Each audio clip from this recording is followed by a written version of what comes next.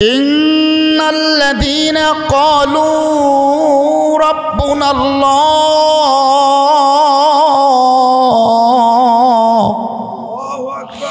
আল্লাহ রাব্বুল আলামিন বলেন, যারা জবানে বলে আমাদের রব হলো আল্লাহ। রবকে হয় নাই, জোরে বলেন রবকে। আল্লাহ আমাদের রব।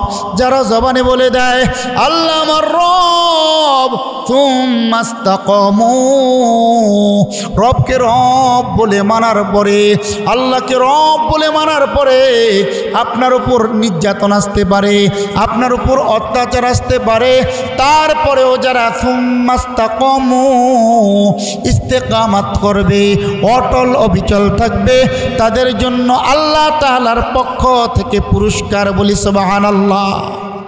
কি কি পুরস্কার শুনবেন? নাম্বার 1, আল্লাহ রাব্বুল আলামিন তাতানাজ্জালু আলাইহিমুল মালাইকা, আসমান থেকে তাদের সহযোগিতার জন্য ফেরেশতা নাজিল করে দেয়। চিৎকার মেরে বলি সুবহানাল্লাহ। তাদেরকে যারা আল্লাহকে রব বলে মানার পরে সুম্মা ইসতাকামু, ইস্তেকামাত ছিল, যত অত্যাচার, নির্যাতন, নিষ্পেষণ, নিপীড়ন যা কিছু আসছে সেটার উপরে অটল অবিচল ছিল, তাদের জন্য। কিভাবে বাইরে আপনি আমি তো সহজেই স্বীকৃতি দিয়ে দিলাম, ইন্নাল্লাযীনা ক্বালু রাব্বুনাল্লাহ, আমাদের রব হলো আল্লাহ। চিৎকার মেরে বলেন রবকে, আর জোরে বলেন রবকে। আল্লাহ আমার রব। এই সাক্ষ্যটা দিয়েছিলেন হযরতে বেলালকে, হযরতে হাবশী কালো বেলাল। এই সাক্ষীটা দেওয়ার কারণে বেলালের উপর নির্যাতনের স্টিম রুলার চালু হয়ে গেছে। রে বাবা, আপনাকে আমাকে কে কিন্তু মারে নাই, একটা গালি দেয় নাই। বেলালের উপরে নির্যাতন, বেলালকে বেত্রাঘাত করতে শুরু করে দেয় উমাইয়া বিন খালফ। বেলালকে মারে। বেলাল তো আল্লাহর নাম ছাড়ে না, আল্লাহর নাম ছাড়ে না, আহাদ আহাদ বলতে শুরু করে দেয়। বেলাল আল্লাহর নাম ছাড়ে না, বেলালকে মারে। বেলালকে লোভ দেখায়, টাকার লোভ দেখায়, নারীর লোভ দেখায়, অনেক কিছুর লোভ দেখায়। বেলাল বলে না না না, মারতে মারতে জীবনটা শেষ করে দিতে পারবা, কিন্তু জবান থেকে মালিকের নামটা বন্ধ করতে পারবে না। ঠিক কিনা? আল্লাহ আল্লাহ বলতে বলতে জীবনটা দিয়ে দিব, কিন্তু আল্লাহর নাম থামাবো না। ঠিক কিনা বলেন? আল্লাহ আল্লাহ বলতে বলতে মরণ যেন হয়। কি বলেন? চাই কি চাই না? আল্লাহ আল্লাহ বলতে বলতে মরণ যেন হয়, মরণ কালে কালিমা যেন আমার নসিব হয়। কি বলেন? চাই কি চাই না? আল্লাহকে সাক্ষী রেখে হাত উঁচু করে বলেন কে কে চাই? আল্লাহকে দেখায় দেন। মরণকালে আমাদের জবানে কালেমা নসিব হবে, এটা চাই। সবাই চাই তো ইনশাল্লাহ? হাত নামাই। মরণকালে জবানে যেন কালেমা নসিব হয়, আল্লাহ আল্লাহ আল্লাহ আল্লাহ বলতে বলতে মরণ যেন হয়। সবাই আল্লাহ আল্লাহ বলতে বলতে মরণ যেন হয়, আল্লাহ আল্লাহ বলতে বলতে মরণ যেন হয়।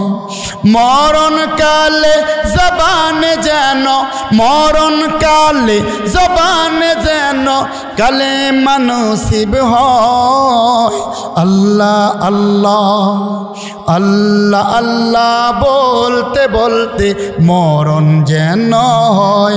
সবাই আল্লাহ আল্লাহ বলতে বলতে মরণ যেন হয়, আল্লাহ আল্লাহ বলতে বলতে মরণ যেন হয়। কি বলেন? এমন মৌত আমরা চাই না যে মৌতে সাথে জবানে কালেমা নসিব হয়ে যায়, এমন একটা মৃত্যুই তো আমরা চাই। হযরতে বেলাল বলে, উমাইয়া বিন খলফ রে, মরুভূমির উত্তপ্ত বালুকা রাশির মধ্যে চিৎ করে শোয়াই দিতে পারবা, বুকের উপর পাথর চাপা দিতে পারবা, মালিকের নাম জবান থেকে বন্ধ করতে পারবা না, কারণ মালিকের নামের মধ্যে মজা পেয়ে গেছে, মজা। ওই যে হযরতে খাব্বাব রাদিয়াল্লাহু তাআলা আনহু আল্লাহকে রব বলে মানার পর জ্বলন্ত কয়লাগুলো বিছাই দিছে, খাব্বাব রাদিয়াল্লাহু তাআলা আনহুকে এই জ্বলন্ত কয়লার মধ্যে গড়াগড়ি দিয়া হযরতে খাব্বাবের শরীরের চবড়িগুলো গলতে গলতে কয়লাগুলো বাবা নিভা যায়, কিন্তু জবান থেকে আল্লাহর নামটা সরে না। সুবহানাল্লাহ। কি বলেন, এমন আশিক হইতে পারছি আমরা? যদি এমন আশিক হইতে পারি রে বাবা, আসমান থেকে আল্লাহ ফেরেশতা নামাই দিবে, যেমনিভাবে বেলালের জন্য নামাইছে, যেমনিভাবে ইব্রাহিম আলাইহিস সালাতু ওয়াস সালামের জন্য নামাইছে, যেমনিভাবে আইয়ুব আলাইহিস সালাতু ওয়াস সালামের জন্য নামাইছে। তারা তো আল্লাহর পাগল ছিল, পাগল। আইয়ুব আলাইহিস সালাতু ওয়াস সালাম অসুস্থ, এমন অসুস্থ, আল্লাহ এমন পরীক্ষা দিছে, শরীরটা ক্ষত বিক্ষত হয়ে গেছে রে বাবা। জি ভাই, আল্লাহর জিকিরে চলে, আল্লাহ আল্লাহ আল্লাহ আল্লাহ আল্লাহ আল্লাহ আল্লাহ আল্লাহ আল্লাহ। শরীরে পচন ধরছে, পোকায় কামড় মারছে, শরীরটা ক্ষত বিক্ষত হয়ে গেছে, জবানটা লড়তে শুরু করে আল্লাহ আল্লাহ আল্লাহ আল্লাহ আল্লাহ। আল্লাহর জিকির করে করে ব্যথা দূর করছে, মলম দিছে। আবার যখন শরীরে পোকা ধরতে ধরতে জবান পর্যন্ত ধরছে, আল্লাহর পাগলের কলিজা এবার আগুন জ্বলে গেছে। পয়গম্বর আইয়ুব বলেন, আল্লাহ গো, এত দীর্ঘ একটা সময় শরীরটা পোকায় খাইল, কোনোদিন শব্দটা পর্যন্ত করি নাই রে মালিক। ও মালিক, আজকে এই জবানটা যদি পোকায় খেয়ে ফেলে, কি দিয়ে আপনার জিকির করবো মালিক? আপনার জিকির ছাড়া তো বাঁচবো না। পোকায় শরীর খাইছে, জিকিরের মলম লাগাইছি, এই জবানটা যদি খেয়ে ফেলায়, তাইলে কি দিয়া জিকির করবো মাওলা? আল্লাহ গো, আপনার জিকির বন্ধ করতে পারবো না। আইয়ুবকে আল্লাহ তাআলা এমন পরীক্ষায় রাখছেন, যখন আল্লাহ রব্বুল আলামিন পরীক্ষা দিতে দিতে ইস্তেকামাত থুম্মাস্তাকামু, আল্লাহ যেমন রাখে আমি ইস্তেকামাত করব। আল্লাহ সুখে রাখছে আলহামদুলিল্লাহ, দুঃখে রাখছে আলহামদুলিল্লাহ, সমস্ত অবস্থায় আল্লাহর শুকর আদায় করব। এমন একটা অবস্থা যদি বাবা হয়ে যায়, তাইলে কোনো ভয় নাই, টেনশন নাই। আইয়ুব আলাইহিস সালাতু ওয়াস সালামকে ঘর থেকে বের করে দিয়েছে, গ্রাম থেকে বের করে দিয়েছে, বনে জঙ্গলে চলে আসছে, তারপরও জবান থেকে আল্লাহর প্রশংসা বন্ধ হয় নাই, আল্লাহর জিকির বন্ধ হয় নাই। আল্লাহ রব্বুল আলামিন এবার আসমান থেকে ফেরেশতা পাঠাইয়া আইয়ুব আলাইহিস সালাতু ওয়াস সালামকে সুস্থ করে দিলেন। এবার একজন জিজ্ঞেস করে, আইয়ুব রে, এই যে দীর্ঘ দিন যাবত তুমি অসুস্থ ছিলা, এই অসুস্থ অবস্থায় তুমি বেশি ভালো আছো নাকি সুস্থ অবস্থায় বেশি ভালো আছো? আইয়ুব বলে, ভাই রে, সুস্থতার নিয়ামতে আছি, অবশ্যই ভালো আছি, কিন্তু অসুস্থতার নিয়ামতের মধ্যে যা পাইছি তা কিন্তু এখন আর পাই না। কি পাইছ, কি পাইছ? বলে, আমার মালিক আল্লাহ আমারে প্রতিদিন ডাক দিয়ে বলতো, আইয়ুব, ও আইয়ুব কেমন আছো? আল্লাহ আমার জিজ্ঞাসা করতো, আমি বলতাম আল্লাহ আমি ভালো আছি। আবার বিকালে জিজ্ঞেস করতো, আইয়ুব রে কেমন আছো? আমি বলতাম আল্লাহ গো ভালো আছি। যতদিন অসুস্থ ছিলাম মহান মালিক আল্লাহ আমার ডাইকা ডাইকা জিজ্ঞেস করতো আইয়ুব কেমন আছো? আমি বলতাম আল্লাহ ভালো আছি। এখন তো সুস্থ হয়ে গেছি, এখন আমার মালিক আর আমার ডাকে না, আমার মালিক আর এখন আমার সাথে কথা কয় না, এখন আমি আর ভালো নাই। আল্লাহ যে আমার অসুস্থতার মধ্যে রাইখা দুইবার আমাকে তার জবান দিয়ে বলতো আইয়ুব কেমন আছো, এটাই আমার কাছে বেশি ভালো লাগছে, এটাই আমার কাছে বেশি মধুর লাগছে। সুস্থতার নিয়ামতের চাইতে অসুস্থতার নিয়ামতে আল্লাহর দিদার লাভ করে আমি বেশি সন্তুষ্ট ছিলাম। সুবহানাল্লাহ। কি বলেন? সে আল্লাহর সাথে একটা প্রেম করা দরকার আছে না নাই? বাবাজিরা আমার, আল্লাহর সাথে যদি প্রেম করতে হয়, আল্লাহ যে আপনার আমার প্রতিপালক, আল্লাহ যে আপনার আমার রব, রবকে দুনিয়াতে তিনটা সূরতে রব বলে সাক্ষ্য দিতে হবে। কয় সূরত? 3 সূরত। 3 সূরতে যদি আমি আল্লাহকে রব বলে সাক্ষ্য দিতে পারি, হাসরের ময়দানে আল্লাহ রব্বুল আলামিন আপনাকে আমাকে বিনা হিসাবে জান্নাত দিয়া দিবে। চিৎকার মেরে বলি সুবহানাল্লাহ। জান্নাতে সবাই যেতে চাই? কি বলেন? সবাই যেতে চাই? কে কে যেতে চায় আল্লাহকে হাত তুলে দেখে ইনশাআল্লাহ। হাত নামাই, আল্লাহ কবুল করুক বলি আমিন। ভাইরা আমার, বন্ধুরা আমার, আল্লাহ বলতেছেন আমাকে রব বলে সাক্ষ্য যদি দিয়ে আসতে পারো তাইলে জান্নাত দেব। আল্লাহকে শুধু রব বলে সাক্ষ্য আমি এই জগতে দেই নাই, রুহের জগতেও আল্লাহকে রব বলে সাক্ষ্য দিয়েছি কি দেই নাই বলেন? দিয়েছি না? আল্লাহ প্রশ্ন করলেন আলাস্তু বিরব্বিকুম, আমি কি তোমাদের রব নই? সকল রূহগুলো একসাথে বলেছিল ক্বালু বালা শাহিদনা, নিশ্চয়ই আল্লাহ আপনি আমাদের রব। চিৎকার মেরে বলি সুবহানাল্লাহ। আল্লাহ আমাদের রব। রুহের জগতে সাক্ষ্য দিলাম, মায়ের গর্ভের মধ্যে আসলাম, মায়ের গর্ভের মধ্যে 3 সূরতে সাক্ষ্য দিলাম। কয় সূরত? 3 সূরতে সাক্ষ্য দিলাম। 1 নম্বর চিকিৎসা বিজ্ঞান বলেন মায়ের গর্ভের মধ্যে যখন সন্তানটা 0 থেকে 3 মাস বয়সের থাকে, স্টেট এরকম দাঁড়ানো অবস্থায় থাকে। আবার যখন 3 থেকে 6 মাস তখন রুকুর স্রোতে থাকে। আবার যখন 6 থেকে 9 মাস তখন সিজদার স্রোতে থাকে। মায়ের গর্ভ থেকে আল্লাহ এই 3টা স্রোতে আপনাকে আমাকে রব বলে আল্লাহকে সাক্ষ্য দেওয়া দুনিয়াতে আনলেন। দুনিয়া কিন্তু একটা আজব কারখানা। মায়ের গর্ভে কোনো ইবাদত করার সুযোগ নাই, যে ইবাদতের মাধ্যমে আপনার আখিরাত অর্জন হয়।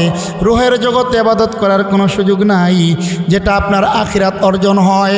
দুনিয়া এমন একটা জগৎ, এই দুনিয়া থেকে আপনার আখিরাত অর্জন করতে হবে রে বাবা। যদি দুনিয়া থেকে আখিরাত অর্জন করতে পারেন তাইলে আপনি কামিয়াব। আর এই দুনিয়াটা যদি হেলায় খেলায় কাটায় দেন তাইলে কিন্তু আপনার আমার জীবন বরবাদ। ঠিক কিনা বলেন? মায়ের গর্ভ থেকে আসলাম, কান্না করে আসলাম। আবার মায়ের গর্ভ থেকে যখন দুনিয়াতে আসলাম আমি কান্না করলাম, সবাই হাসলো। ঠিক কিনা বলেন? দুনিয়া থেকে যাওয়ার বেলাও যদি আবার কান্না করতে করতে যাই, দুনিয়াবাসী যদি হাসে তাইলে তো হইল না। দুনিয়াতে এমনভাবে চলা, এমনভাবে থাকা যেন আপনার আমার আগমনের বেলা যেমনিভাবে আপনি আমি কেঁদেছি, দুনিয়াবাসী হাসছে। বিদায় বেলা যেন আপনার আমার এই মৌতের সময় আপনি আমি হাসি, আর আপনার আমার বিদায়ের কারণে সমস্ত মানুষগুলো কাঁদে। এমন একটা জীবন গঠন করা যাবে না বাবা? মরে তো যাবই, কেউ তো দুনিয়াতে থাকবো না। দুনিয়া থাকার জায়গাও না। থাকার জায়গা? জোরে বলেন, দুনিয়া থাকার জায়গা দুনিয়া থাকার জায়গা না। দুনিয়া এমন একটা জায়গা যেখান থেকে আখিরাত অর্জন করতে হয়। কি করতে হয়? যেখান থেকে আখিরাত অর্জন করতে হয়। মৃত্যু নামক দরজা দিয়া কবরে যাওয়ার পরে আর আখিরাত অর্জন করার কোনো সুযোগ আছে? সুযোগ নাই। কারণ দুনিয়া এমন একটা জায়গা, আল্লাহ রাসূল বলেন আর দুনিয়া মাজরাআতুল আখিরাহ। দুনিয়া হলো আখিরাতের শস্য ক্ষেত। দুনিয়াতে যা লাগাইবেন আখিরাতে তাই উঠবে। এই হাদিসটি আপনাদেরকে বোঝানোর জন্য একটি উপমা উপস্থাপন করতে চাই। শুনবেন তো ইনশাল্লাহ? আমার কথাগুলো বুঝতে আপনাদের কোনো কষ্ট হচ্ছে? বাবাজিরা খুব লক্ষ্য করেন, খুব মনোযোগী। কোন দুনিয়াতে আছি, কয় দিনের জন্য আছি, কয় মিনিটের জন্য আছি, কয় সেকেন্ডের জন্য আছি। একটা দেশের একটা নিয়ম, একটা নীতি, একটা প্রথা। আমাদের দেশের নিয়মের চেয়ে ব্যতিক্রম নিয়ম। আমাদের দেশে রাজার ছেলে রাজা হবে, পীরের ছেলে পীর, এমন না? কিন্তু ওই দেশের নিয়মটা হলো যে ইচ্ছা করবে সেই বাদশা হতে পারবে, রাজা হতে পারবে। নির্দিষ্ট একটা সময়, মাত্র 3 বছর। কত বছর? আমার এই উপমাটা যারা জ্ঞানী তারা খুব সুন্দরভাবে বুঝতে পারবেন। মনোযোগটা এই দিকে থাকবে, এই দিকে।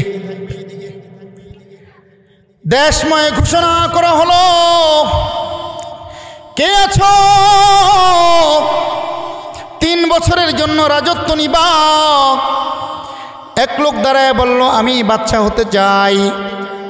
বলল, আচ্ছা তাহলে আমার কিছু শর্ত সাপেক্ষ আছে, আমি যা করতে চাই আমাকে কিন্তু বাধা দিতে পারবা না। বলে, আচ্ছা তোমাকে কোনো বাধা দেওয়া হবে না। তাইলে কি? তোমার দায়িত্ব শুরু করো। এবার যে বাচ্চা হইল 3 বছরের জন্য, খুব খেয়াল করেন বাবা, 3 বছরে সে 3 বছরের এই সময়টা সে দেশের কোনো উন্নয়ন করে নাই, দেশের মানুষের কোনো সেবা যত্ন করে নাই, রাস্তাঘাটের উন্নয়ন করে নাই, শিক্ষার উন্নয়ন করে নাই। কোনো কিছুর যখন উন্নয়ন হচ্ছে না, সে গান বাদ্য নিয়ে ব্যস্ত, মদ খাওয়া নেওয়া ব্যস্ত, নর্তকীর নাচ দেখা নেওয়া ব্যস্ত, পাপাচারে লিপ্ত। দেশের মানুষগুলো ওই ব্যক্তির উপর অতিষ্ঠ হয়ে গেছে, বিরক্ত হয়ে গেছে। দেশের মানুষগুলো বলে, এই জালেম কবে আমাদের ঘর থেকে নামবে? এই জালেমের 3 বছর কবে শেষ হবে? এরকম সময় গুনতে গুনতে যখন শেষ হওয়ার একদিন আগেই সমস্ত রাজ্যের লোকেরা এসে, প্রজারা এসে এবার বাদশাকে বলতেছে, বাদশা রে, আগামীকালকে তোমার সময় শেষ, তাইলে আগামীকালকে কিন্তু তোমার এই রাজ্য ছেড়ে বনবাসে চলে যেতে হবে। এই রাজ্যে তুমি আর থাকতে পারবা না। এবার কিন্তু বাদশা চিৎকার মেরে কান্না করতে শুরু করে দিল,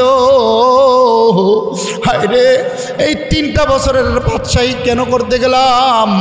এখন যে আমার আজীবন বনবাসে কাটায় দিতে হবে, সেখানে নারী নাই, গাড়ি নাই, বাড়ি নাই, কিছুই থাকবে না, সেখানে আমাকে আজীবন কাটায় দিতে হবে। কেন এই 3টা বছর আমি অযথাই নষ্ট করে দিলাম?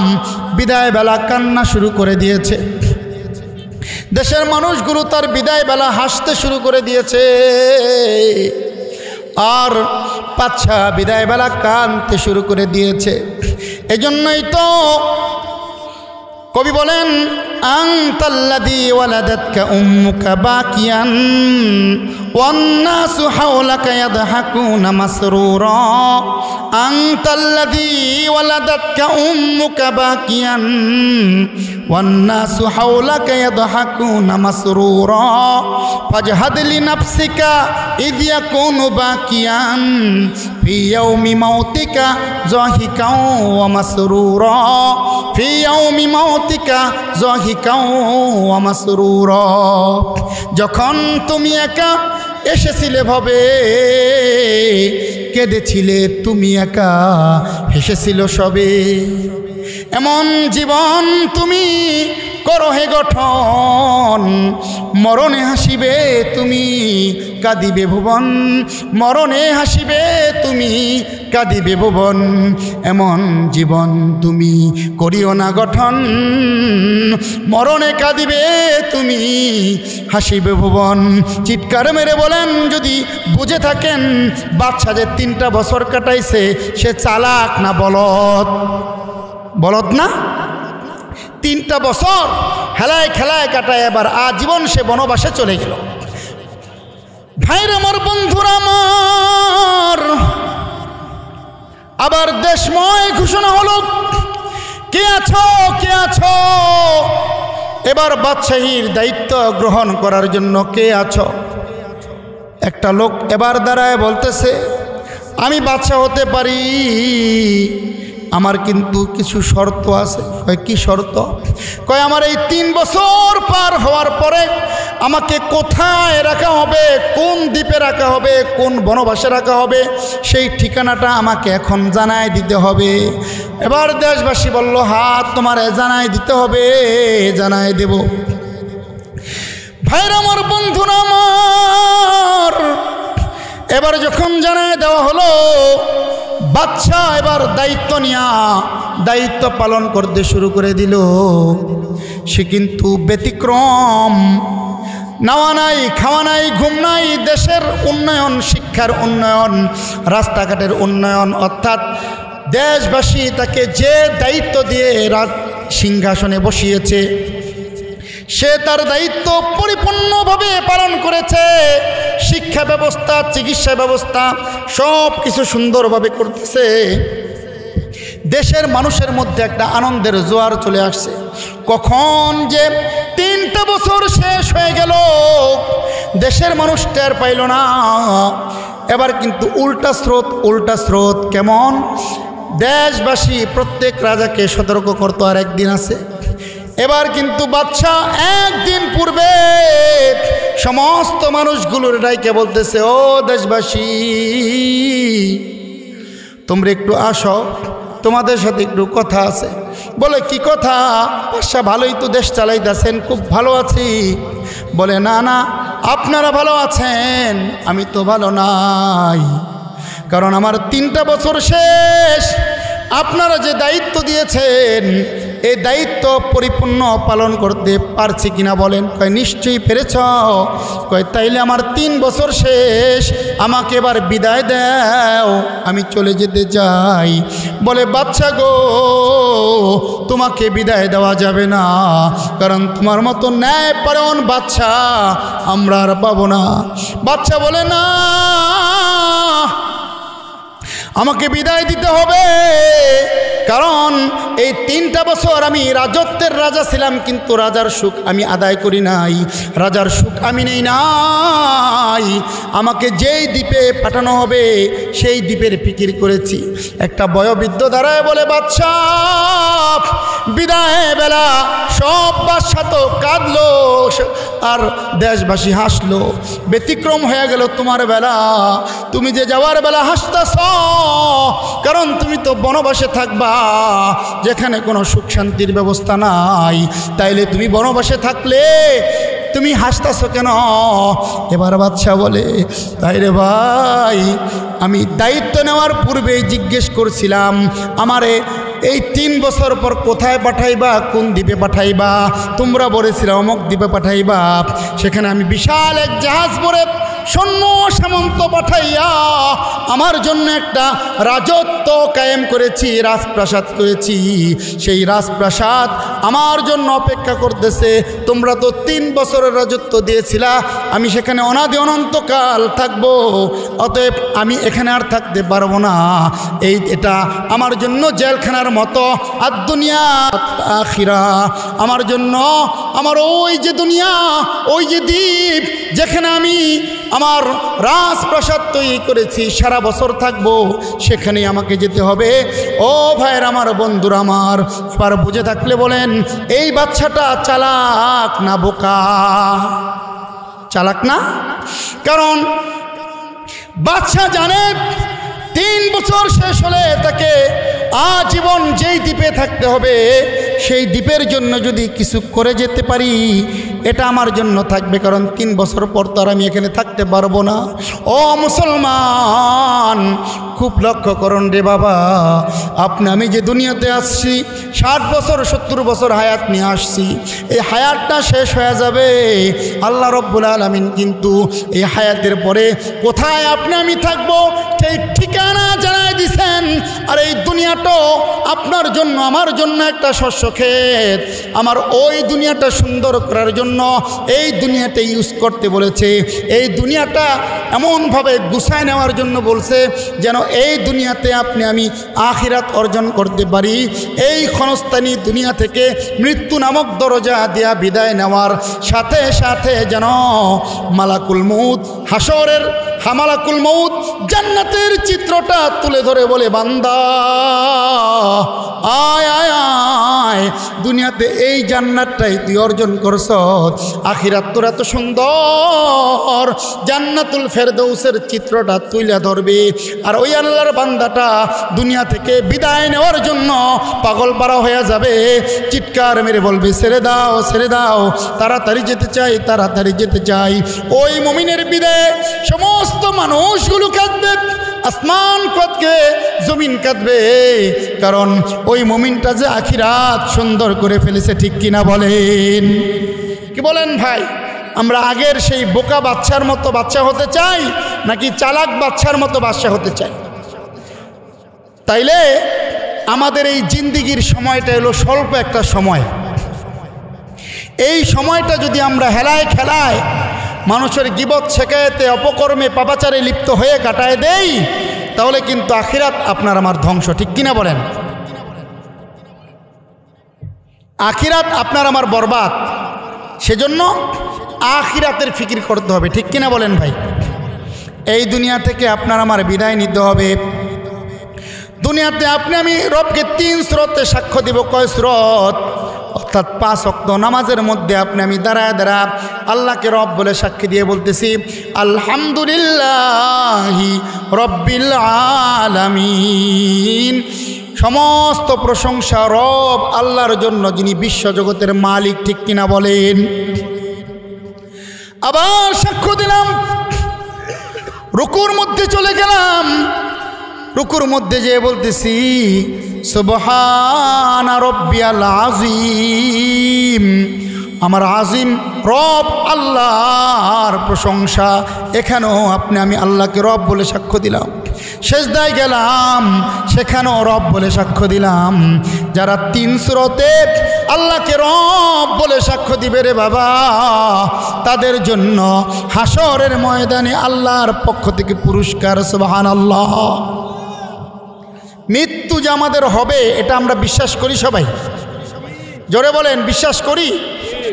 ময়ূত এমন একটা জিনিস রে বাবা, এই ময়ূত থেকে পলায়ন করার সাধ্য আপনার আমার কারণে আছে? আছে? কুল্লু নাফসিন যায়িকাতুল মাউত।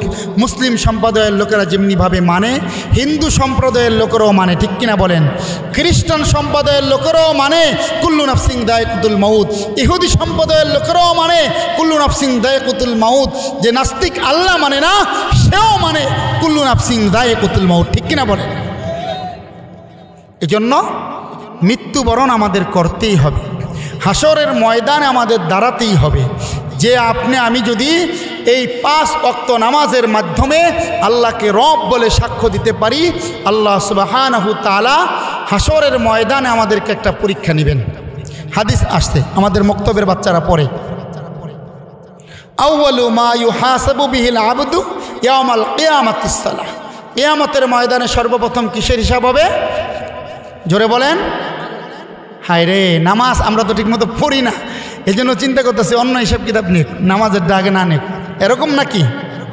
আমরা তো আটকি নামাজি, অর্থাৎ সপ্তাহে 1 দিন নামাজ পড়তে আসি। চাটকি নামাজি, সাপ্তাহিক নামাজি। হ্যাঁ, আসলে আল্লাহ সুবহানাহু তাআলা যাদেরকে বেশি পছন্দ করে তাদেরকে আল্লাহর ঘরে বেশি নেয়। ঠিক না? আল্লাহর ঘরের উদ্দেশ্যে আজকের এই মাহফিল। আল্লাহর ঘর নিয়েও কিছু কথা বলবো। তার আগে এই আল্লাহর ঘরেই যে আমরা ইবাদত করে আল্লাহকে পেতে পারি না। আল্লাহ রাব্বুল আলামিন হাসরের ময়দান কায়েম করবেন, বিশ্বাস আছে তো? হাসরের ময়দানে আপনাকে আমাকে দাঁড়াতে হবে আল্লাহর সামনে। কি নিয়ে দাঁড়াবো? জেনার গুনাহ নিয়ে দাঁড়াবো, গীবত শিকায়েতের গুনাহ নিয়ে দাঁড়াবো, নাকি পাপাচার জুলুম অত্যাচারের গুনাহ নিয়ে দাঁড়াবো? এটা একটু চিন্তার বিষয় রে বাবা। আল্লাহ রাব্বুল আলামিন হাসরের ময়দান যখন কায়েম করবেন, আল্লাহর ফেরেশতা ইসরাফিল আলাইহিস সালাতু ওয়াস সালাম সিংহার মধ্যে ফু দিয়ে দিবেন, কিয়ামত কায়েম হয়ে যাবে। আল্লাহ রাব্বুল আলামিন বলেন, অনুফিখা ফিস সূরি ফাইদা হুম মিনাল আজদাথি ইলা রাব্বিহিম ইয়ানসিলুন।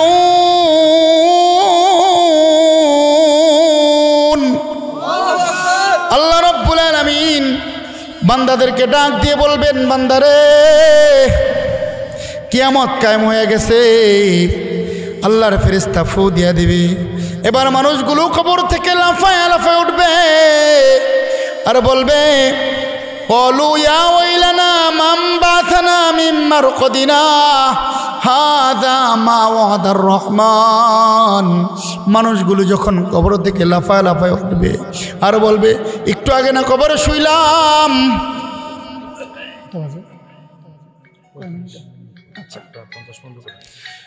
একটু আগেই না কবরে শুইলাম, তাহলে এখন এই যে বাঁশি বাজাই দিল, সিংহায় ফু দিয়া দিল, কি হইল কি হইল? আল্লাহর ফেরেশতারা বলবে, ক্বালু ইয়া ওয়াইলানা মান বা'থানা মিন মারকাদিনা হাযা মা ওয়াদার রহমান। আল্লাহর ফেরেশতারা বলবে, হাযা মা ওয়াদার রহমান, রহমান আল্লাহ তাআলা ওয়াদা করেছিল তোমাদেরকে হাসরের ময়দানে জিজ্ঞাসিত করা হবে, হাসরের ময়দানে তোমাদেরকে পুরস্কার দেওয়া হবে, হাসরের ময়দানে তোমাদেরকে বিচার করা হবে। সেই দিনটা তোমাদের সামনে।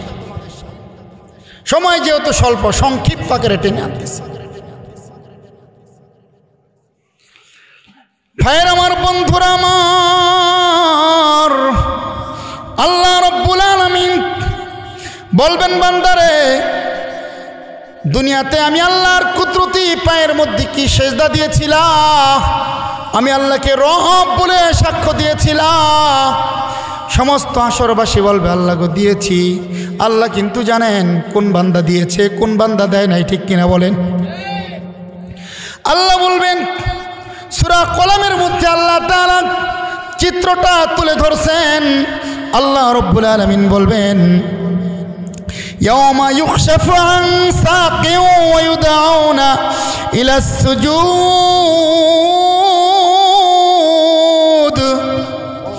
আল্লাহ রাব্বুল আলামিন বলবেন, বান্দা যদি দুনিয়াতে আমি আল্লাহকে সেজদা দিয়া থাকো, আজকে যে আসরের ময়দানে আমি আল্লাহ তাআলা আমার কুদরতি পা বিছাই দিলাম, দাও বান্দা দাও, একটা সেজদা দাও।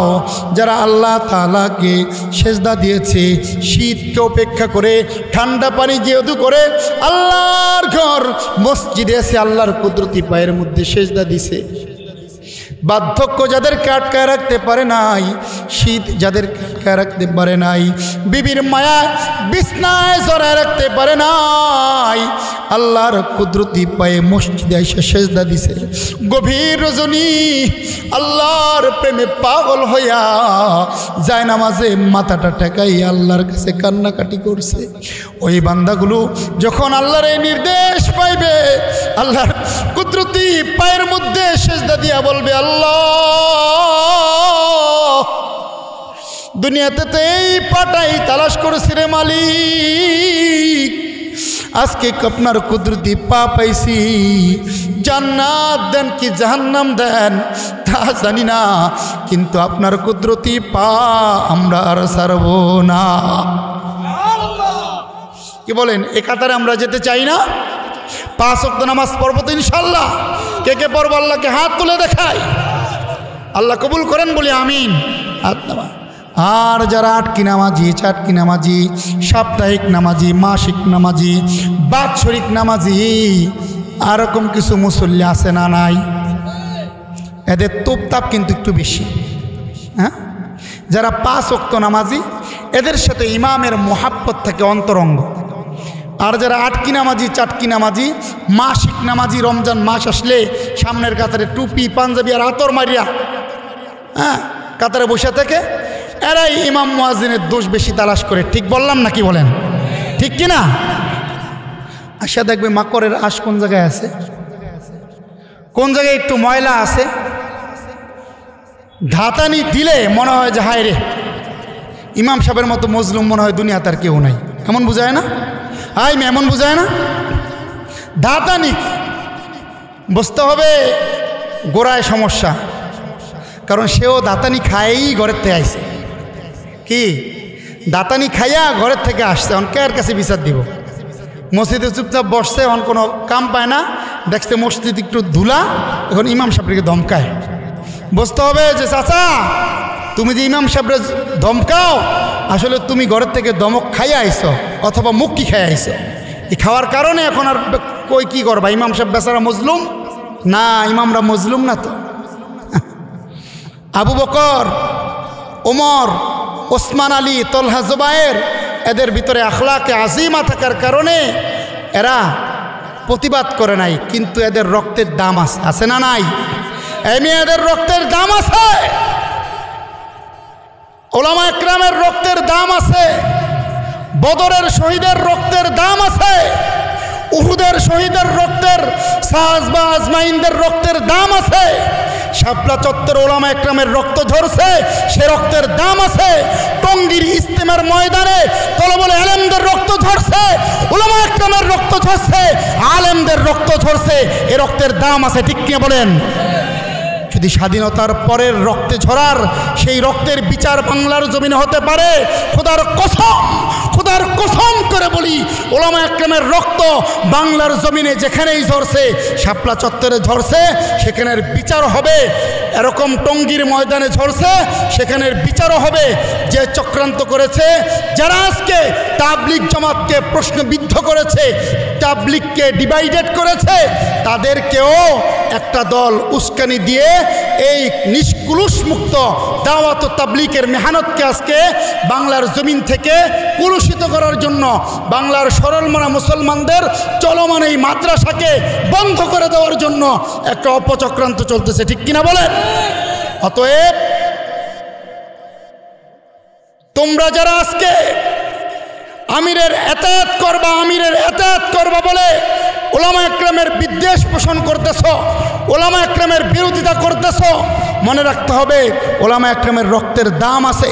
যেমনিভাবে উহুদের রক্তের দাম আছে, বদরের রক্তের দাম আছে, তাইফের রক্তের দাম আছে, কারবালার রক্তের দাম আছে, শাপলা চত্বরের রক্তের দাম আছে, ঠিক তেমনিভাবে টঙ্গীর এক একটা ফোঁটা রক্তের দাম আছে। এর জবাবও অবশ্যই অবশ্যই অবশ্যই দিতে হবে। ঠিক কিনা বলেন? কি বলেন? আপনারা চান না সরল মনা মুসলমানদের রক্ত ঝরাইলো, তলবুল ইলমদের রক্ত ঝরাইলো, ওলামা একরামের রক্ত ঝরাইলো, এ রক্তের বদলা আপনারা চান না? কি বলেন? চান কি চান না? আলেম ওলামারা এদের রক্ত গরম আছে, কিন্তু গরমটা দেখায় না। ওই যে রাসূলের আখলাক আছে, রাসূলের আখলাক থাকার কারণে তারা সবর করে। কারণ তারা যদি জবান খুলে আল্লাহর কাছে কিছু বলে ফেলে, ওরসাতে নবী তো আল্লাহ কবুল করে ফেলবে, আল্লাহ কবুল করে ফেলবে। এজন্য ইমামদের সাথে বেয়াদবি না করা, ইমামদের সাথে বেয়াদবি করলে কপাল পড়ে যাবে। ইমামদের মোহাব্বত করলে রাসূলকে মোহাব্বত করা হয়। কাকে মোহাব্বত করা হয়? রাসূলকে মোহাব্বত করা হয়। কারণ রাসূল ইমাম ছিলেন না? রাসূল ইমাম ছিলেন, ওলামা একরাম রাসূলের ওরসাত। এজন্য যদি কেউ ইমামের সাথে মনে করেন যে বেতন দিয়ে রাখছি, মিয়া কয় টাকা বেতন দেন, একটা রিক্সা হলো ইমামের বেতনের চাইতে বেশি কামায়। ঠিক কিনা বলেন? মিয়া একটা ডিম বেচে শীতের দিনে, ডিম, এই ডিম হলো মাসে 30,000 টাকা কামায়, ঝালমুড়ি হলো মাসে 20,000 টাকা কামায়। ইমামরে 10,000 12,000 টাকা দিয়ে গোলাম বানায় নিবা? ইমাম সাহেবরা যদি নামাজ বন্ধ করে দেয়, তোমাদের তো জানাজা হবে না, কুকুরের মতো তোমাদেরকে মাটিতে ঘেরে রাখতে হবে, জানাজা হবে না তোমাদের। এজন্য মসজিদের উদ্যোগে মাহফিল, মসজিদের যিনি ইমাম ইনাকে নেতারূপে গ্রহণ করা, করবো তো ইনশাল্লাহ।